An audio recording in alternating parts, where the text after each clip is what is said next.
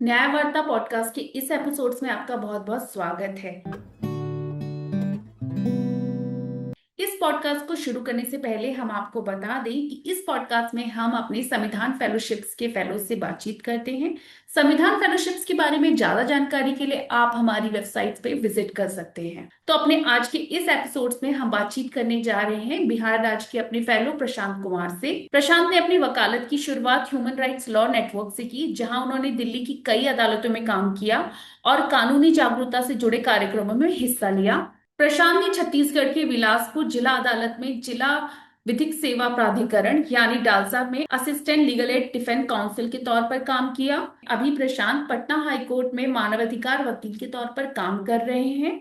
प्रशांत की खास दिलचस्पी दिव्यांगजन अधिकार कानून, फुटपाथ विक्रेता कानून, मानसिक स्वास्थ्य देखभाल कानून, वरिष्ठ नागरिक कानून और किशोर न्याय कानून को जमीनी स्तर पर सही तरीके से लागू करवाने और लोगों तक इसका फायदा सही तरीके से पहुंचाने में है।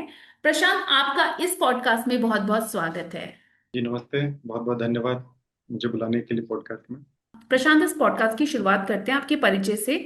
तो आप हमें प्लीज बताइए कि आप कहाँ पैदा हुए और आपने क्या पढ़ाई करी। जी मेरा जन्म बिहार में हुआ था। मेरा एक छोटा सा गांव है, पूंछ नाम है उसका।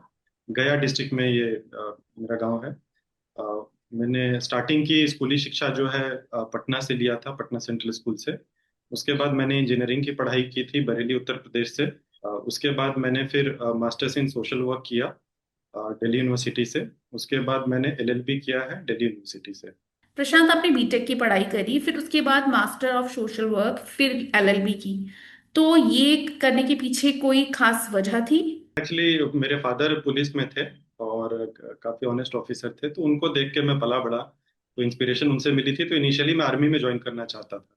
हम्म। तो मैंने ये जो बीटेक किया उसी दौरान हमारे यहाँ कॉलेज में आए थे आर्मी वाले। यूनिवर्सिटी एंट्री स्कीम होती है, तो वो यूनिवर्सिटी से ही लॉ सॉरी इंजीनियरिंग ग्रेजुएट या अलग अलग ग्रेजुएशन के स्टूडेंट्स को वहां से वो रिक्रूट करते हैं। तो उसमें गया था। फिर मेरा नहीं हुआ फाइनल सिलेक्शन कभी भी। फिर उसके बाद मेरे किसी फ्रेंड ने बताया कि सोशल वर्क की पढ़ाई है, इसमें तुम एडमिशन ले लो तो अच्छा रहेगा। इसमें प्लेसमेंट बढ़िया होता है। तो मैं इस वजह से उसमें, मतलब प्लेसमेंट के लिए तो नहीं किया, एक्सप्लोर करने के पॉइंट ऑफ व्यू से किया। लेकिन वो पढ़ाई काफ़ी अच्छी थी। बहुत अच्छा इंस्टीट्यूट है Delhi school of social work, Delhi विश्वविद्यालय का। और 1923 से काफ़ी पुराना इंस्टीट्यूशन है। और करीब हम लोग 70 का बैच था और 30 प्रोफेसर्स थे। इससे पहले मैंने प्राइवेट इंजीनियरिंग कॉलेज से पढ़ाई की थी, तो अच्छी पढ़ाई क्या होती है बहुत ज़्यादा मुझे आइडिया नहीं था उसका। वहाँ फिर काफ़ी अच्छा लगा।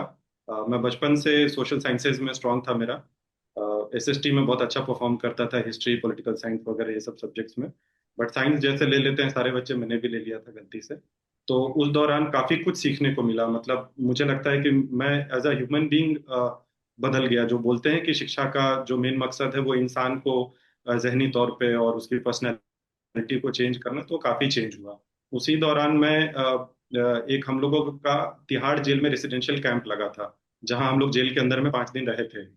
तो उसी दौरान वहाँ फील्ड वर्क के दौरान काफी कैदी मिले। वो कंप्लेन कर रहे थे कि डीएलएसए के लॉयर, मतलब जिसके कोई वकील नहीं होते, उनको डिस्ट्रिक्ट लीगल सर्विस अथॉरिटी होती है कोर्ट के अंतर्गत, जिसके थ्रू क्रिमिनल केसेस में डिफेंड करने के लिए लॉयर दिया जाता है। तो उस दौरान काफी मुझे मिले और वो उन्होंने काफी परेशानी बताई। मतलब हम तो उनकी शिकायत सुनने गए थे, जो सोशल वर्कर तो ओवरऑल चीजें देखता है। तो उन्होंने कहा कि हमको बाहर निकालो ऐसे करके, हेल्प चाहिए हमको, लॉयर चाहिए, लॉयर अच्छे नहीं है और प्रॉब्लम्स हो रही हैं। तो उस टाइम से भी इंस्पिरेशन मिला। और सोशल वर्क के दौरान मैं एक एनजीओ में, हम लोगों को अलग अलग एनजीओ में जाके अलग अलग इश्यूज पे काम करने का मौका मिलता। फील्ड वर्क होता हमारा। 4 दिन पढ़ाई होती थी और 2 दिन फील्ड वर्क होता था। अलग अलग एनजीओ में जाके आप काम, मदद करिए उनकी, वॉलंटियर करिए। उस दौरान में ह्यूमन राइट्स लॉ नेटवर्क एक दिल्ली बेस्ड एनजीओ है, अ, उसमें मुझे 1 साल काम करने का मौका मिला ड्यूरिंग पढ़ाई, जो मेरी सेकेंड ईयर की जो पढ़ाई थी। तो उनका काम ह्यूमन राइट्स पे था और वो केसेस वगैरह करते थे, जनहित याचिका दायर करते थे। और आपको पता होगा कि काफी कुछ देश में चीजें बदली हैं कोर्ट के थ्रू। हमारा कॉन्स्टिट्यूशन नहीं कहता है कि आपको फंडामेंटल राइट टू हेल्थ है, लेकिन कोर्ट्स ने इसको इंटरप्रेट किया है। या आपका जो मिड डे मील का जो स्कीम चलता है, बच्चों को जो न्यूट्रिशन मिलता है, आईसीडीएस की जो स्कीम है, राइट टू फूड है, ये सारी चीजें जो है सुप्रीम कोर्ट के जरिए आई है। तो वहां से मुझे से भी इंस्पिरेशन मिला। तो मैंने मास्टर सोशल वर्क के बाद मैंने तुरंत ही फिर एलएलबी कर लिया, वहीं दिल्ली यूनिवर्सिटी में ही एनरोल कर लिया। और फिर वहाँ 3 साल किया। फिर उसके बाद फिर तब से मैं आज तक 5 सालों से इसी तरीके की एनजीओ या डिफरेंट ऑर्गेनाइजेशंस जो लीगल एड पे काम करती हैं, एक्सेस टू जस्टिस पे काम करती हैं, और वकालत के थ्रू आपके राइट्स को दिलाने का कोशिश करती हैं, इसी तरीके के एनजीओ के साथ काम किया है। और उसी चरण में न्याया के साथ भी मुझे अभी काम करने का मौका मिल रहा है बिहार में। आप पटना हाई कोर्ट में मानवाधिकार वकील हैं, तो हमारे देखने वालों को बताएं कि मानवाधिकार क्या है और एक मानवाधिकार जो वकील होता है अदालत में वो क्या काम करता है। आम आदमी के सेंस के लिए समझे तो कुछ ऐसे अधिकार हैं जो हर व्यक्ति को दिया गया है, जिसको कोई नहीं छीन सकता है, इनएलिएनेबल है। वो सिर्फ इंसान होने के तौर पे आपको वो मिला हुआ है। कोई आपको आपके शरीर को क्षतिग्रस्त नहीं कर सकता, कोई आपकी जान नहीं ले सकता, कोई आपको बंदी नहीं बना के रख सकता, कोई आपको अमानवीय क्रूर तरीके से ट्रीट नहीं कर सकता। तो बहुत से राइट्स हैं, अलग अलग लॉज में दिए गए हैं। मानवाधिकार आयोग भी बना है, वो भी कई चीजें रिकॉग्नाइज करती है। हमारे कॉन्स्टिट्यूशन में राइट्स दिए गए हैं, और भी कई अलग अलग कानूनों में अधिकार दिए गए हैं जिसको कोई नहीं छीन सकता। तो वो ह्यूमन राइट्स होते हैं जो आपसे छीना नहीं जा सकता। और हमारा कॉन्स्टिट्यूशन जो है भारत का, वो उसको रिकॉग्नाइज करता है और उसको एनफोर्स करने की कोशिश करता है। और ओके। हमारा रोल है कहीं ना कहीं उसको बचाने का as a human rights lawyer. तो हमारे पास वो जनरली केसेस थोड़े डिफरेंट नेचर के होते हैं, जो थोड़े से जैसे अभी मैं एक पॉक्सो का केस कर रहा हूँ, उसमें 11 साल की बच्ची के साथ रेप किया है उसके अंकल ने, सगे अंकल ने। तो अब ये केसेस अलग होते हैं, फिर हमारा क्लाइंट से डील करने का तरीका थोड़ा अलग होता है। हमारे लिए सिर्फ क्लाइंट क्लाइंट नहीं है, और सिर्फ पैसा पैसा नहीं देगा। क्लाइंट की ओवरऑल चीजें हम देखते हैं। उदाहरण के तौर पे इस केस में उनको मुआवजा नहीं मिल रहा था, काफी देरी हुई। तो उसमें दौड़ भाग हमने किया, पुश किया, अलग अलग अथॉरिटी से मुलाकात करी, और शिकायतें डाली अलग अलग जगह पे। फिर उनका पुनर्वास सही से नहीं हो रहा है, तो हमको पता चला उसमें कि केंद्र सरकार से कुछ फंड नहीं आए हैं, राज्य सरकार से फंड नहीं आए हैं। तो अब ऐसे केस सिचुएशन में एक ह्यूमन राइट्स लॉयर है जो ये नहीं देखता है कि क्लाइंट क्या चाहता है। जैसे क्लाइंट की भी जानकारी सीमित होती है, तो वैसे केसेस में हम उन इश्यूज को आइडेंटिफाई करते हैं, और स्ट्रेटेजिक लिटिगेशन के माध्यम से, मतलब ऐसे केसेस हम डालते हैं जिससे पॉलिसी में चेंज आए। सपोज फंड्स नहीं आ रहे हैं, तो वो फंड सरकार मुहैया कराए ताकि उसका पुनर्वसन भी हो सके। तो सिर्फ उसका केस में रिप्रेजेंट करना हमारा मकसद नहीं है। हमारा मकसद है कि उसको एक कॉम्प्रिहेंसिव तरीके से पूरा न्याय मिल सके। तो ये कहीं ना कहीं डिफरेंशिएट करता है ह्यूमन राइट्स लॉयर को एक जो हार्डकोर लॉयर्स हैं जो लिटिगेशन में है उनसे। आपने डालसा में assistant legal aid defence council के तौर पर काम किया है। हमें आसान भाषा में बताइए कि लीगल एड डिफेंस काउंसिल क्या होती है, ये कैसे काम करती है और इसका फायदा किन लोगों को होता है। मैंने छत्तीसगढ़ बिलासपुर में लीगल एड डिफेंस काउंसिल के तौर पे, assistant legal aid defence council के तौर पे करीब 1.5 साल काम किया था वहां पे। तो जैसा कि मैं बता रहा था शुरुआत में आपको कि तिहाड़ जेल में डीएलएसए के लॉयर्स आते थे। डीएलएसए, जैसा मैं बताया आपको, लीगल एड की अथॉरिटी है डिस्ट्रिक्ट लेवल की। हम्म। स्टेट लेवल पे होती है हाईकोर्ट में high court legal aid service committee. मतलब हम्म। आप हाईकोर्ट जाएंगे, बोलेंगे मुझे विधिक सेवा चाहिए, मुझे लीगल एड चाहिए, कि मैं मतलब सरकारी खर्चे पे वकील चाहता हूँ। या सुप्रीम कोर्ट में जाते हैं तो supreme court legal service committee है। तो आप वहां पे जाके आवेदन देंगे तो आपको एक एडवोकेट असाइन कर दिया जाएगा कोर्ट के थ्रू। और वो फिर आपसे फीस नहीं चार्ज करेंगे, आपका केस फ्री में लड़ेंगे यदि आपकी पात्रता होगी। और जो मैंने बताया, पात्रता वही है कि पिछड़ा समाज का हो, या कोई भी महिला हो, कोई भी लेबर हो, कोई भी बंधुआ मजदूर हो, जो समाज के हाशिए के लोग हैं। तो मैं डिस्ट्रिक्ट लेवल पे था। डिस्ट्रिक्ट लीगल सर्विस अथॉरिटी होती है डिस्ट्रिक्ट कोर्ट के प्रीमाइसेस में। हम्म। तो पहले जो मैं बताया प्रॉब्लम आ रही थी कि डीएलएसए का पैनल बनता था डिस्ट्रिक्ट लीगल सर्विस अथॉरिटी का। उसमें कई सारे एडवोकेट थे जो अपना रिक्वेस्ट डालते थे, और वो फिर उनकी तरफ से पैरवी करते थे जो भी व्यक्ति मदद लेने आया है। तो उसमें समस्या ये थी कि वो अपनी प्राइवेट वकालत भी, मतलब इंडिपेंडेंट प्रैक्टिस जो होती है, कि मैं वकालत कर रहा हूँ तो मेरे खुद के भी केस आ रहे हैं ना। कोई आया मेरे पास कि मेरा केस लड़ दीजिए, तो मैंने उनसे फीस लिया और उनकी केस लड़ रहा हूँ। तो उसमें दिक्कत ये आती थी कि अकाउंटेबिलिटी तय नहीं हो पाती थी। तो ऑनरेबल सुप्रीम कोर्ट ने और भारत सरकार ने नई इनिशिएटिव लॉन्च की जिसका नाम है legal aid defence council system. जिस तरीके से पब्लिक प्रोसिक्यूटर का ऑफिस होता है, लोग जानते हैं कि ये सरकारी वकील है, पीपी साहब है, जो सरकार की तरफ से केस लड़ते हैं, सजा दिलाने का काम करते हैं। ठीक उसी तरीके से बचाव पक्ष के लिए यदि कोई किसी केस में फंसा हुआ है, जेल में है, और उसके फैमिली वाले अफोर्ड नहीं कर सकते हैं पैसा, तो उनको मदद करने के लिए भारत सरकार ने ठीक उसी तरीके से लीगल डिफेंस काउंसिल सिस्टम हर डिस्ट्रिक्ट में, हर स्टेट में स्थापित की है। तो अब हमको वहां पे जैसे पीपी का ऑफिस होता है, पीपी लोगों का, पब्लिक प्रोसिक्यूटर्स का, उसी तरीके से हमारा भी एक ऑफिस बना हुआ था। और जो भी व्यक्ति किसी क्रिमिनल केस में है, right from the time of arrest, वो यदि चाहता है कि मुझे एडवोकेट की हेल्प मिले, तो वो वहां पे उनसे रिक्वेस्ट कर सकता है, जज से या जो भी व्यक्ति है उससे, या ये जो हेल्पलाइन नंबर बताया 15100 उस पर कॉल करके एडवोकेट की सर्विस या उसकी हेल्प मांग सकता है। और आजकल कोर्ट में ये था हमारे यहाँ पे भी कि आते थे कोई भी जज साहब के यहाँ कोई कैदी अगर पेश होता था, तो उससे पूछते थे या होती थी कि आपको मदद चाहिए क्या सरकारी खर्चे पे वकील। तो यदि किसी ने बोला तो वहीं से हमको ऑर्डर हो जाता था, हमको केस असाइन हो जाता था, फिर उस पूरे केस की जिम्मेदारी हमारी होती थी। और हम फिर प्राइवेट प्रैक्टिस नहीं कर सकते। और हमारा एक कह सकते हैं रिक्रूटमेंट प्रोसेस के थ्रू, रिक्रूटमेंट इंटरव्यू के जरिए हुआ था।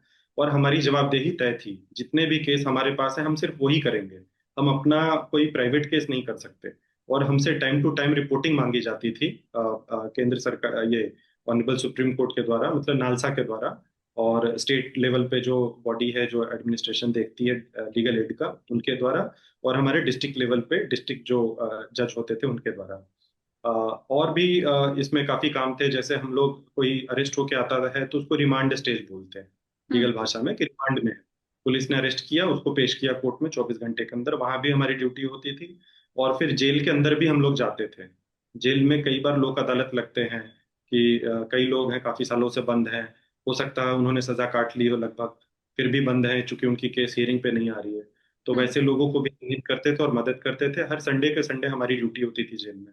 तो जेल में जाना, कैदियों से मिलना, उनकी समस्याओं को सुनना, उनकी काउंसलिंग करना, उनको एडवाइस करना, ये सारे काम हम लोग किया करते थे। और जो केसेस देख रहे थे हम, उसको भी देखा करते थे।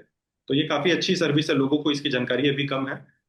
बट ये काफी अभी हाल में मैंने देखा था न्यूज में, हमारी ऑनरेबल प्रेसिडेंट ने बोला था कि बहुत से लोग हैं जो जेल में फंसे हुए हैं, खासतौर पे वो पिछड़े वंचित समाज के लोग हैं। हम्म। तो ऐसे लोगों की मदद इस सिस्टम से जरूर हो रही थी, और हमने जितना हो सका हमने भी किया था। और इससे केसेस की पेंडेंसी भी घट रही है, क्योंकि कई बार होता है कि आपने एक एडवोकेट साहब को इंगेज किया हुआ है, एडवोकेट साहब कोर्ट में नहीं जा पाए, मे बी फीस आपने नहीं दी, उनका जो अपना जो फीस होता है, खर्चा होता है, तो वो नहीं अपियर हो पाएंगे उस टाइम पे। तो वैसे केसेस में अब कोर्ट क्या कर रही है कि उनसे कह रही है, रिक्वेस्ट कर रही है कि क्या आपको सरकारी खर्चे पे एक्सपीरियंस लॉयर, ठीक ठाक लॉयर आपको दिला दें। तो लोग कहते हैं हाँ। तो उस दिन की जो प्रोसीडिंग है वो आगे बढ़ जाती है, फिर वो केस की पेंडेंसी भी घट रही है। आप दिव्यांगजन अधिकार, मानसिक स्वास्थ्य और वरिष्ठ नागरिक कानून और फुटपाथ विक्रेता कानून जैसे कानूनों को जमीनी स्तर पर लागू करने का काम कर रहे हैं। तो मैं जानना चाहती हूँ कि इन कानूनों को लागू करने में क्या परेशानी आ रही है। एक्चुअली मैं थोड़ा सा इसमें एक बैकग्राउंड देना चाहूंगा मैम हाँ आपको, हाँ। कि क्या है कि ये जो लॉज है मैंने लॉ स्कूल में नहीं पढ़े हैं। हम्म। इनको स्पेशल लॉज बोला जाता है, कानून की भाषा में विशेष कानून है ये, किसी एक खास वर्ग के लिए बने हैं। है ना, उदाहरण के तौर पर डोमेस्टिक वायलेंस का कानून महिलाओं की रक्षा के लिए बना है। SC ST एक्ट जो दलितों पे अत्याचार हो रहा है उनको बचाने के लिए बना है। Maintenance of parents and senior citizens act है 2007 का, कि वो वरिष्ठ नागरिकों के साथ यदि कुछ हो रहा हो तो उनको बचाने के लिए। बॉन्डेड लेबर का अधिनियम है, एरेडिकेशन ऑफ बॉन्डेड लेबर के लिए बना 1976 में। स्ट्रीट वेंडर्स कानून बना स्ट्रीट वेंडर्स की को रक्षा करने के लिए। Person with disability, rights of person with disabilities act बना डिसेबल्ड पॉपुलेशन की अधिकारों की रक्षा के लिए। ट्रांसजेंडर पर्सन एक्ट बना उनके लिए। ये सारे कानून मैंने लॉ स्कूल में नहीं पढ़े थे, ये मैंने पढ़ा था मास्टर्स इन सोशल वर्क। ना कि मैं लॉ स्कूल में पढ़ा, हमारे यहाँ जो दिल्ली यूनिवर्सिटी का सिलेबस था उसमें नहीं थी ये पेपर्स पढ़ने के लिए। लेकिन सोशल वर्क में पढ़ा था, तभी से मुझे लगा कि नहीं, इन कानूनों को लागू कराना चाहिए। उदाहरण के तौर पे कोविड आया तो बहुत से लोगों की डेथ हुई, उनको 1-1.5 लाख रुपए का मुआवजा सरकार ने सभी को दिया, एटलीस्ट वादा किया, मिला कितना को मुझे नहीं पता। तो वो इसलिए आया क्योंकि डिजास्टर मैनेजमेंट एक्ट है, और उस कानून में प्रावधान है इस बात का कि यदि कोई आपदा आती है तो उससे यदि कोई किसी की मृत्यु होती है तो उनके पुनर्वसन के लिए सरकार व्यवस्था करेगी। तो ये ऐसे ही नहीं होता है, इसके लिए एक कानून बना हुआ है। तो उसी तरीके से दिव्यांगजनों के अधिकार के लिए भी कानून है, ट्रांसजेंडर पर्सन के अधिकार के लिए भी है, स्ट्रीट वेंडर्स के लिए है। पर ये कानून लागू नहीं होते, उसकी सबसे बड़ी समस्या ये है कि मैं क्या बोला, मैं लॉयर हूँ और मैं नहीं जानता ये लॉ, हम ही नहीं पढ़े। उदाहरण के तौर पे ऐसा सुनते होंगे आपके डॉक्टर्स को पोस्टमार्टम की अलग से ट्रेनिंग नहीं दी जाती, पर हम्म। वो पोस्टमार्टम करते हैं, जो कि इतना इंपॉर्टेंट चीज है एक न्याय प्रणाली में। पोस्टमार्टम अगर सही से ना हो तो न्याय मिलने की चांसेस घट जाती है। तो कहने का मतलब है कि ये लॉज मेरे लिए स्पेशल इंटरेस्ट है। मैं इनफैक्ट इसीलिए एलएलबी किया कि क्यों ना इन लॉज को लागू कराया जाए, क्योंकि ये सारे लॉज मार्जिनलाइज कम्युनिटीज के लिए बनी है। एक स्ट्रीट वेंडर है, वो बेचारा बड़ी मुश्किल से रेडी पटरी अपना लगा रहा है, उसका सामान छीन लिया जाता है, उठा लिया जाता है, तोड़फोड़ भी कर दी जाती है कई बार, उनको उनके जगह से निष्कासित कर दिया जाता है। जो व्यक्ति रोज का 300 रुपया कमाता है वो क्या हाईकोर्ट जाएगा? और क्या उसको खुद पता है कि स्ट्रीट वेंडर का कानून है, जब एक वकील को नहीं पता है तो? हम्म। है ना? आम लोगों को भी नहीं पता। In fact I am so sorry to say, even जजेस don't know of this law, because they have also graduated from the same law school. वो भी वही वकालत की पढ़ाई पढ़े, over period of time career में ऐसे केसेस आते हैं। तो इवन हमारी न्यायपालिका भी सीखती है इन कानूनों से। मैं नहीं कह रहा हूँ कि लॉयर ही सिखाता है, वो खुद भी सीखते हैं। तो ये चैलेंज मैंने फेस किया, कोर्ट रूम्स में मैं गया हूँ कई बार। और मैंने फेस किया कि इवन एक जो हमारा जो माइंडसेट है, बायसनेस है इन मार्जिनलाइज कम्युनिटीज को लेके। उदाहरण के तौर पे एक मानसिकता है कि झुग्गी झोपड़ी में रहने वाले लोग चोरी करते हैं, काम वाली बाई चोरी करती है। ये जो प्रिजुडिस है हमारी, पूर्वाग्रह जिसको कहते हैं, इन पूर्वाग्रहों की वजह से हम उनके अधिकारों को भी नहीं पहचानना चाहते हैं। अभी एक पूर्वाग्रह बनता जा रहा है कि SC ST एक्ट के केसेस सारे झूठे होते हैं। महिलाएं डोमेस्टिक वायलेंस के सारे केसेस झूठी करती हैं। रेप के कानून का मिसयूज हो रहा है, तो अब एक मानसिकता बन जाती है कि नहीं, ये कानून में अगर कोई आया है तो झूठा ही केस कर रहा होगा। तो आप उसको स्केप्टिकल होकर एक आग्रह के साथ देखते हैं, और आप शायद न्याय नहीं कर पाते हैं, चूक जाते हैं इस बात को पहचानने में कि असली कौन, नकली कौन, सही कौन, गलत कौन। तो ये चीज कहीं ना कहीं फेस करना पड़ा है। दूसरा दिक्कत ये भी देखता हूँ कि समुदाय को स्वयं भी नहीं पता है कि मेरा कानून में क्या अधिकार है। मतलब एक लेबर को नहीं पता है कि उसके लेबर में क्या क्या अधिकार दिए गए हैं। तो उसके लिए जो भी प्रावधान बने हैं, जो भी फंड आते हैं, वो उधर से उधर चले जाते हैं। पॉक्सो के केस में जिस पीड़िता का मैं केस देख रहा हूँ, उनको नहीं पता था कि मुआवजा मिलता है। और ऐसा नहीं है का, ये जो विशेष कानून है इसमें ये भी, ज्यादातर आप कानून पढ़ेंगी तो उसमें देखेंगे नियम होता है कि इन कानून के बारे में लोगों को जागरूक करो। हम्म। ये भी लिखा होता है कि सरकार की जिम्मेदारी है कि इन कानूनों के बारे में जागरूकता फैलाएगी, पर वो भी नहीं हो पाता। तो यहीं पे हम जैसे एनजीओ का रोल आता है, एनजीओ में काम करने वाले लोगों का, कि हम लोग जाते हैं, लोगों को कानून बताते हैं, फिर वो कहते हैं कि नहीं भाई, मेरा तो ये अधिकार छिन रहा है, मैं तो चाहता हूँ कि मेरा ये अधिकार मुझे दिलाया जाए। अभी ट्रांसजेंडर कानून पहले से था, अभी इस सरकार ने बनाया था, काफी अच्छी थी वो, काफी अच्छा था वो कानून। उसमें भी कुछ कमियां रही होंगी, लेकिन फिर भी काफी अच्छा था। अब उसका संशोधन हुआ है तो थोड़ा बहुत ही विरोध हुआ उसका। पर उसका बहुत बड़ा उसका असर होगा ट्रांसजेंडर कम्युनिटी पे, जो 70 साल से वेट कर रही थी कि मेरा अधिकार मुझे पहचानो कम से कम, कि मैं भी एग्जिस्ट करता हूँ, मैं भी नागरिक हूँ इस देश का, या नागरिक हूँ। वो 70 साल के बाद अब फिर से वो काफी रिग्रेसिव चीजें हो गई। तो ये कानून की जागरूकता बहुत बड़ी कमी है, लोगों को भी नहीं पता है, तो लोग आते ही नहीं अपना अधिकार मांगने। और अगर कभी आप कोर्ट जाते भी हैं तो कोर्ट्स का भी आजकल वो हो जाता है, स्प्लिट हो जाता है कि भाई हमको विकास करना है या हमको किसी का लाइवलीहुड बचाना है। अब लोग, मैं कोर्ट में ऐसा फेस किया हूँ आर्गुमेंट्स की, अरे ये तो ट्रैफिक को जैम कर देते हैं वेंडर लोग, है ना? तो आपको एक पहलू दिख रहा है कि वो ट्रैफिक जैम कर रहे हैं, आपको इनकन्वीनियंस हो रही है सड़क पे चलने में, लेकिन आपको दूसरा पहलू ये नहीं दिख रहा है कि रोजी रोजगार की कमी है देश में। उनके पास कोई और विकल्प नहीं, इसलिए वो कर रहा है। इसलिए तो नहीं कर रहा है कि उसको शौक है। अगर उसको भी कलेक्टर की नौकरी मिले तो वो क्यों करेगा वो स्ट्रीट वेंडर का काम? तो इसलिए वो जा रहा। तो एक मतलब थोड़ी सी वो सिचुएशंस हो जाती हैं कोर्ट में भी। मैंने फेस किया, केसेस हारे हैं, तो इसलिए बता रहा हूँ। तो वहां पे भी बड़ा मुश्किल होता है कन्विंस कर पाना। और फिर दूसरी प्रॉब्लम ये भी है कि न्यायपालिका से जुड़ी खुद की भी समस्याएं हैं। केसेस की इतनी ज्यादा पेंडेंसी है, आपको अर्जेंट नेचर का केस लेकर जा रहे हैं, वो केस पे हियरिंग नहीं हो पा रही है, काफी काफी टाइम लग रहा है। तब तक पता चल रहा है कि चीजें कहाँ से कहाँ पहुंच गई। मतलब आपको 10 साल के बाद अगर न्याय मिले तो फिर वो justice delayed is justice denied कहावत है, लॉ में एक डिक्टम है। तो इतना देर के बाद न्याय मिलेगा तो फिर उसका वो महसूस नहीं होता कि न्याय भी हुआ। तो प्रशांत, अक्सर कहा जाता है कि कोर्ट कचहरी के चक्कर से दूर रहना चाहिए। तो अगर कोई व्यक्ति है जो अदालत में जा रहा है न्याय के लिए, तो उसे क्या ऐसी बातें हैं जो हमेशा ध्यान में रखनी चाहिए, और ऐसी क्या गलतियां हैं जो नहीं कर, जो करने से बचना चाहिए?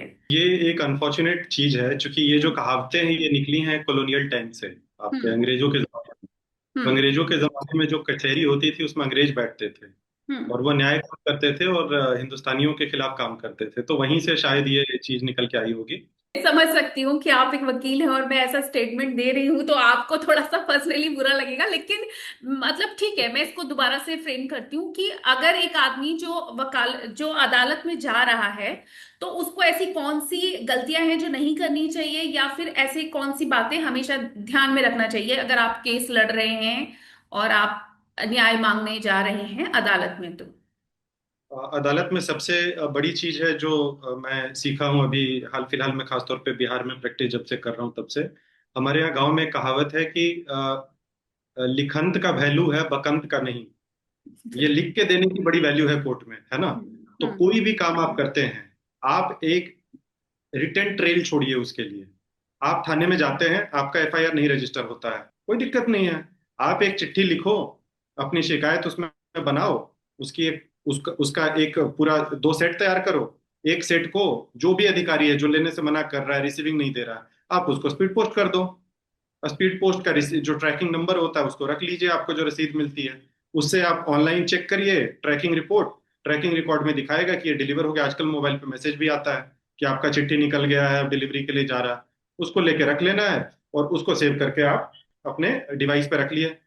अब मान लेते हैं वो आपका काम नहीं हुआ। अब आप वकील के पास जाते हैं, कहते हैं सर देखो ऐसा ऐसा है, मैं तो 4 बार गया पटवारी के पास, मेरा नामांतरण नहीं कर रहा है, मेरा कोई डॉक्यूमेंट का काम है, ग्रीवांस मेरा रिड्रेसल नहीं हो रहा है। अब अगर आप एडवोकेट के पास जाते हैं और उससे सलाह मांगते हैं, अब वो आपकी मदद कर सकता है कि अगर अच्छा तुम गए थे वहां, हम्म। अच्छा तो क्या हुआ, तुमने शिकायत दी थी? तो हम्म। बोलेगा हाँ जी शिकायत तो दी थी। तो कहा कॉपी दिखाओ। क्योंकि कोर्ट कचहरी चलती है कागज पे भैया। कोई भी प्रॉब्लम होती है, अच्छा, और कागज में ज्यादा मत लिखिए। ऐसा भी नहीं है कि आप अपने खिलाफ कोई सबूत लिख दीजिए उसमें कि हम्म। मेरी गलती की वजह से ये काम नहीं हुआ। नहीं, आपको कहना मेरा काम नहीं हुआ। ये हम्म। नहीं कहना कि मेरी गलती से, अपनी गलती एडमिट, मतलब लिखने में भी इतना मत लिखने लगिए कि आप अपने ही खिलाफ एविडेंस खुद ही दे दीजिए, वो गलती हम्म। नहीं करनी। हम्म। पर अपनी जो भी बात है आप रिटर्न में रखिए, डॉक्यूमेंट्स को संभाल के रखिए, कागजी रूप से मजबूत रहिए, व्हाट्सएप पे रिटर्न ट्रेल्स क्रिएट करते रहिए, उसको सेव करके रखिए अपने पास में, स्क्रीनशॉट लेके उसका प्रिंट आउट निकाल के सबूत बनाइए। हम्म। हम लोग सबूत बनाते हैं, ये आपको भी करना चाहिए। दूसरी चीज ये है, जब आप कचहरी में जाते हैं तो एडवोकेट से कोई बात मत छुपाइए, खास तौर पे क्रिमिनल केसेस में। सबके सामने मत बोलिए, उनको कहिए सर साइड में आइए, आपको कुछ कहना है। क्योंकि एक एडवोकेट आपको तभी बचा सकता है जब वो पूरा सच जानेगा। क्योंकि होता क्या है कि आपने नहीं बताई वो चीज, वो अपोजिट पार्टी ने अपने वकील को बता दी। उनके वकील साहब गए, उन्होंने बोल दिया कि भाई देखो ये तो ऐसा है मैटर। हम्म। अब होता क्या है, यहाँ पे फंस जाता है मामला। हमको तो पता ही नहीं था, चारों खाने चित तैयार करके आए नहीं कि इसका जवाब क्या देना, फंस गए। तो दूसरी बात कि पूरी बात बताइए। तीसरी बात सबसे इंपॉर्टेंट जो मुझे लगता है, आप वकील साहब के पास जा रहे हैं तो आप पहले तय कर लीजिए कि फीस का क्या रहेगा। हम्म। अक्सर होता है ऐसा लोगों को कि उनको पता नहीं है कि फीस का मामला क्या होना है, और वो क्लियर कट बात नहीं करते। अगर आप फीस नहीं देते हैं तो वकील साहब के साथ भी दिक्कत है, क्योंकि वकील भी इसी समाज में जीता है, यहीं से सब्जी खरीदता है, यहीं से भाजी खरीदता है, यहीं से जाके कपड़े खरीदता है। दूसरा कि आप फीस तय नहीं करते तो ये भी प्रॉब्लम है। आप पहले से एक बार बात कर लीजिए कि सर टोटल फीस कितनी लगेगी, जो भी खर्चा आप बता दीजिए, मैं आपको इतना दूंगा, या मैं मेंटली प्रिपेयर रहूंगा। और उससे फिर ना आप पीछे जाएंगे ना मैं पीछे जाऊंगा, क्लियर कट बात हो जाएगी। क्योंकि अक्सर होता है कि आप डिले कर रहे हैं फीस पेमेंट करने में, वकील साहब बाहर वेट कर रहे हैं कि जाऊं कोर्ट में या ना जाऊं। तो इस वजह से भी केसेस में काफी प्रॉब्लम्स आती है कि लोग फंस जाते हैं। मतलब वकील साहब से संबंध खराब होते, फिर नया वकील ढूंढो, फिर उधर दौड़ो उधर दौड़ो। ये सारी चीजें। तीसरा, सबसे इंपॉर्टेंट चीज कि कोर्ट कचहरी के प्रोसेस में टाइम लगता है, मतलब वक्त लगता है। आपको पेशेंस रखना होगा। आप कल फाइल दिए, आज कहेंगे हो जाएगा सर हो जाएगा। तो मेरे पास तो 50 लोग आए हुए हैं जो मर रहे हैं, मैं किसका पहले करूं किसका बाद में करूं। और टाइम भी लिमिटेड है ना। मेरे भी दिन रात है, दिन भर कोर्ट में रहूंगा, रात भर बैठ के करूंगा उसको तैयार। हम्म। तो मुझे भी तो आप वक्त देंगे ना तैयारी करने के लिए, पढ़ने के लिए, अगले दिन के भी केसेस हैं। तो थोड़ा सा पेशेंस रखना होगा।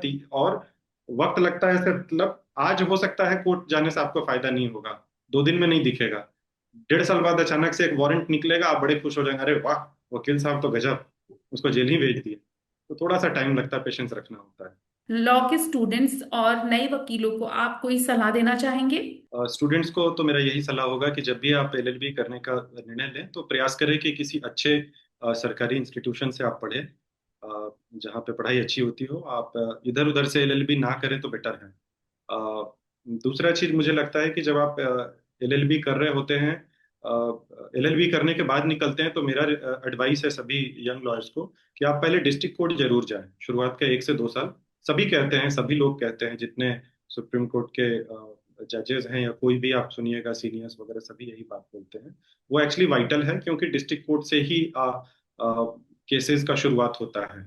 एफआईआर हाई कोर्ट में नहीं होता है, एफआईआर होता है थाने में।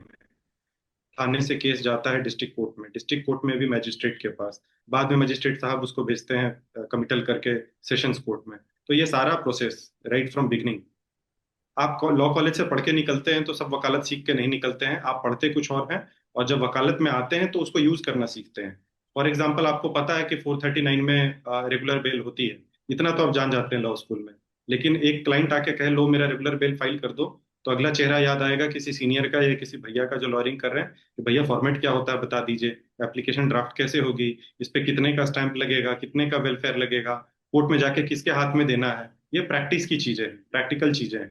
एक कोर्ट का जस्टिस का एडमिनिस्ट्रेशन कैसे हो रहा है, और वो डिफर करता है अलग अलग। इनफैक्ट मैं 3 स्टेट्स में किया हूँ, तो मुझे पता है तीनों जगह अलग अलग प्रोसेस था। दिल्ली में अलग ही फाइलिंग हो रही है, कहीं पे फिजिकल फाइलिंग हो रही है, कहीं पे सेंट्रलाइज फाइलिंग हो रही है, कहीं किसी के यहाँ हो रहा है।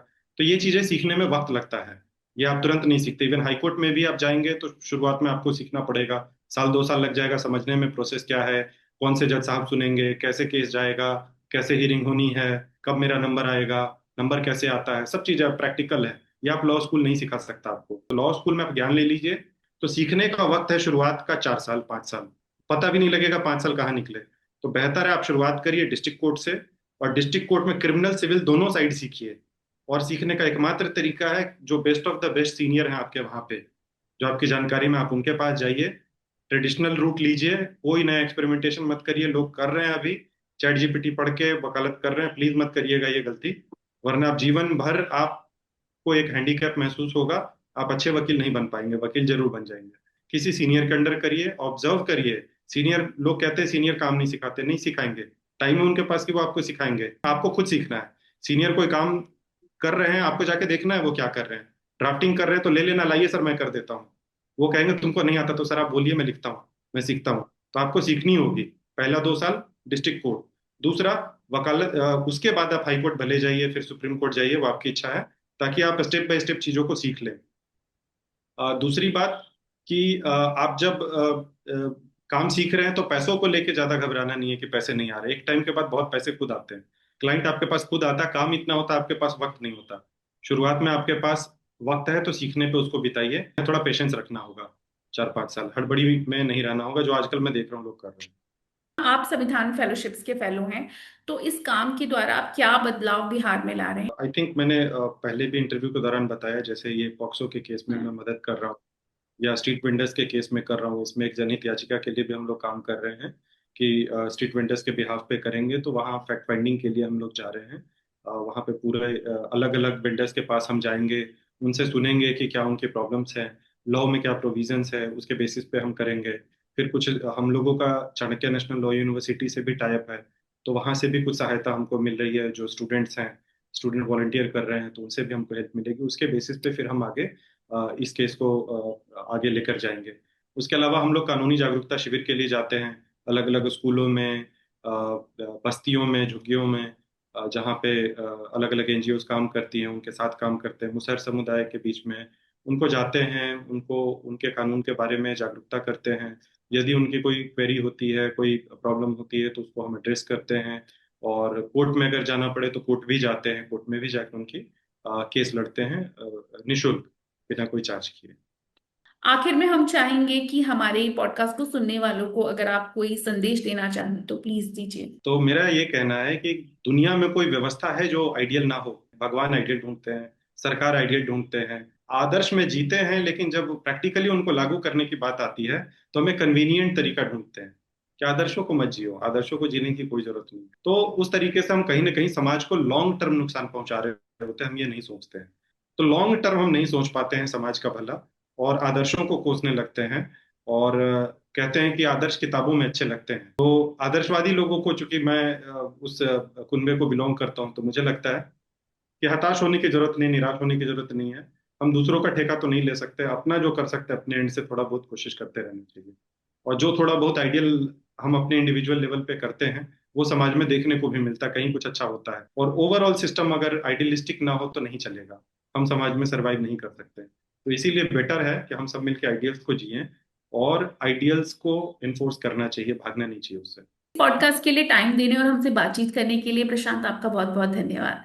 आपका मुझे बुलाने के लिए बहुत बहुत शुक्रिया मैम, थैंक यू। पॉडकास्ट को पूरा सुनने के लिए धन्यवाद। और आप हमें कमेंट करके जरूर बताइएगा कि ये पॉडकास्ट आपको कैसा लगा।